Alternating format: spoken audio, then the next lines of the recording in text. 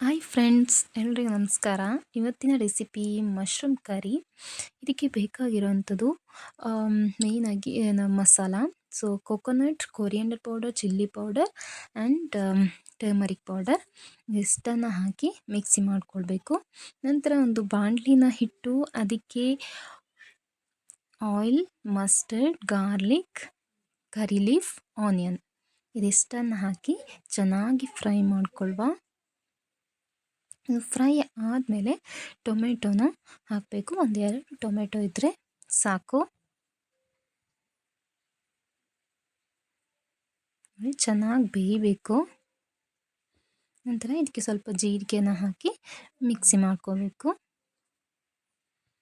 ನಂತರ ಮಶ್ರೂಮನ್ನು ಹಾಕಿ ಈ ವಾಟರ್ ಹಾಕುವಂಥ ಅವಶ್ಯಕತೆ ಇಲ್ಲ.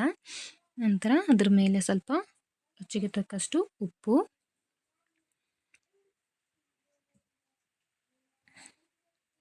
ನಂತರ ಇದು ಕುದಿಯುವಾಗ ಮಸಾಲಾನ ಹಾಕಿದರೆ ಆಯಿತು.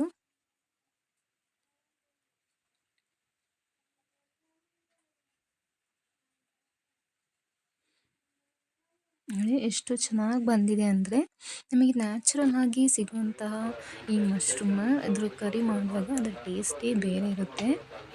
ತುಂಬಾ ಟೇಸ್ಟಿಯಾಗಿರುತ್ತೆ. ನೀವು ಕೂಡ ಟ್ರೈ ಮಾಡಿ ಗೈಸ್.